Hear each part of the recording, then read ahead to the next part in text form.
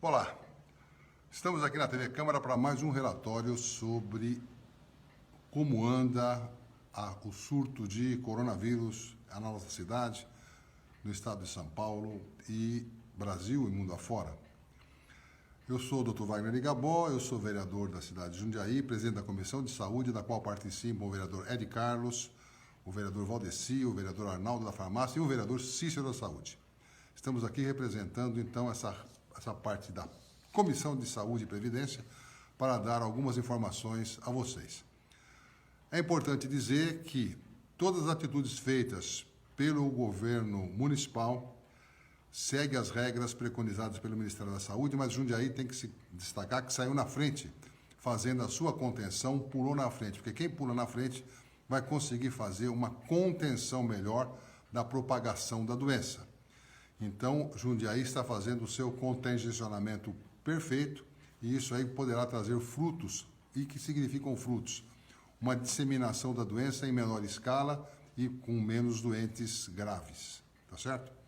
Então, só para atualizar os dados, Jundiaí hoje está com 47 casos, dos quais são casos notificados suspeitos em análise.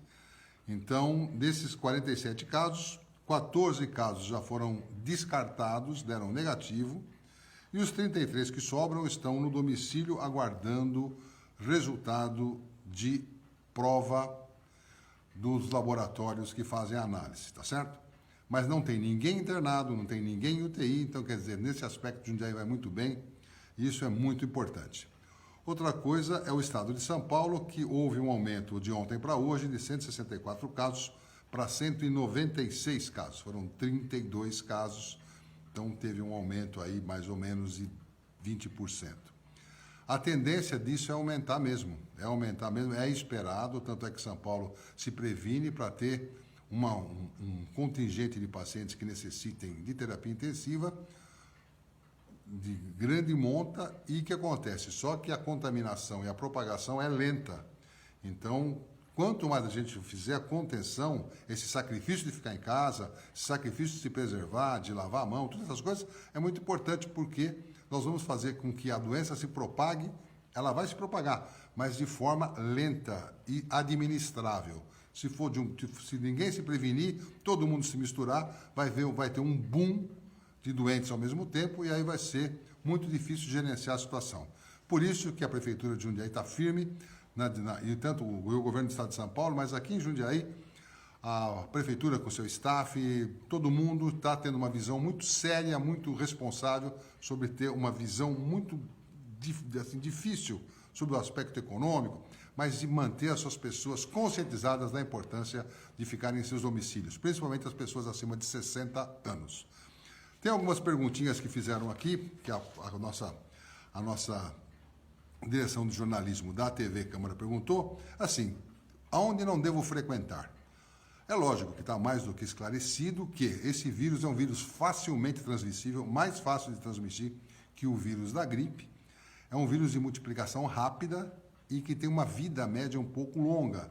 E ele não é só por flug, não é só por respiração, espirro, tosse. Ele se transmite também por contato.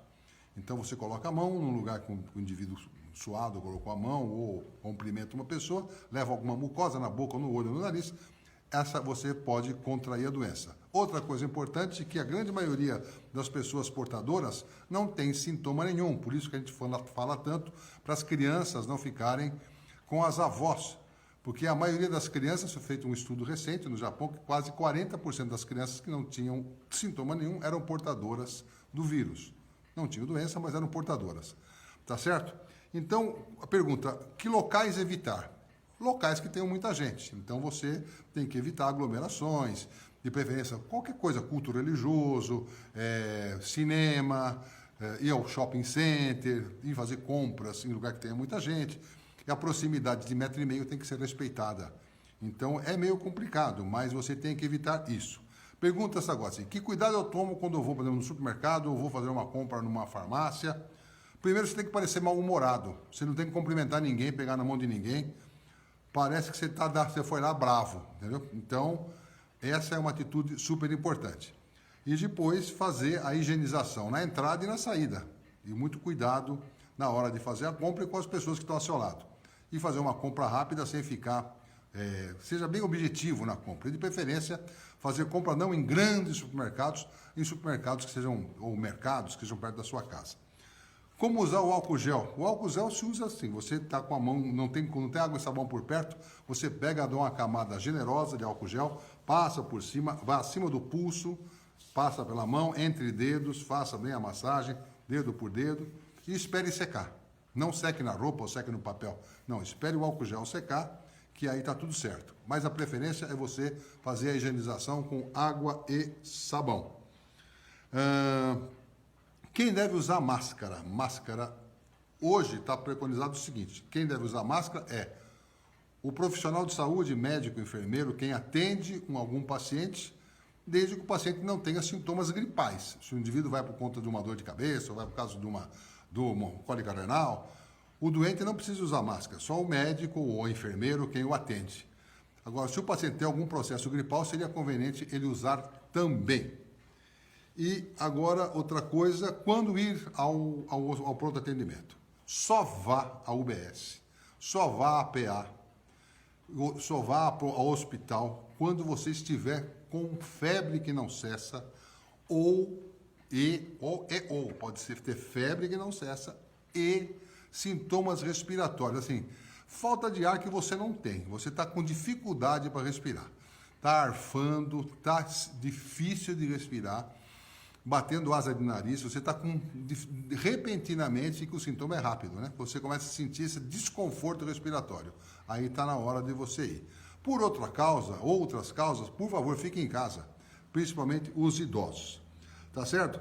Saiu outra dúvida hoje também, analgésicos para dores, né? Então, o ibuprofeno, que é um corticoide, não esteroide, né? Foi criminalizado, é por causa que ele tem um certo efeito imunossupressor, que também é aquele negócio, também agora tem que começar a arranjar coisas que também são detalhes, né? Não ficou comprovado, mas diz que não é aconselhável, que pode interferir no mecanismo da prostaglandina. Então, o ibuprofeno e o AS também entraram nessa leva. Eu aconselho os pacientes que usam AS para doença coronária, AS de 100, continua tomando, tá bom? Outra coisa, até quando vai durar essa quarentena? Vai durar até quando a doença ditar que deve ser durado. Pode durar um mês, pode durar 15 dias, pouco provável. Está estimado que ela dure 4 meses, o ciclo da doença, entre ficar o pico de doença, amainar, e depois ela virar um vírus comum. Então, estimando-se 4 meses. Agora, esse isolamento é para que não haja pico de doença, como eu já expliquei. Então, vamos respeitar as regras, vamos evitar aglomeração, vamos evitar aperto de mão, abraço e confraternizações. Essas coisas todas têm que ser evitadas e fazer um sacrifício. Faz um sacrifício hoje. Cuidado quando entrar na condução, né? Ônibus, né? Pega um álcool gel, ou cuidado, ou se não tiver, use luva, né? Essas luvas descartáveis, usa luva, mas é difícil, mas o álcool gel é fundamental. E lave a mão insistentemente, tá certo? Basicamente, por hoje é só. E só para fechar, nós estamos no mundo hoje com um volume é impressionante. Nós estamos com praticamente 207 mil casos positivos no mundo, com 8.272 mortes. Então, desses doentes que estão positivos, adoentados, 94% estão bem, estão estáveis, estão a doença, uma gripe, como se fosse uma gripe, né? E 6% estão em estado crítico, sendo que boa parte deles em UTI. É só fazer a conta, 6% de 115 mil dá 7 mil pacientes, né? Se você colocar a conta de UTI para 3%, vai dar 2.100, 2.500 casos em UTI. Até logo, um abraço, amanhã a gente volta com mais informações. TV Câmara.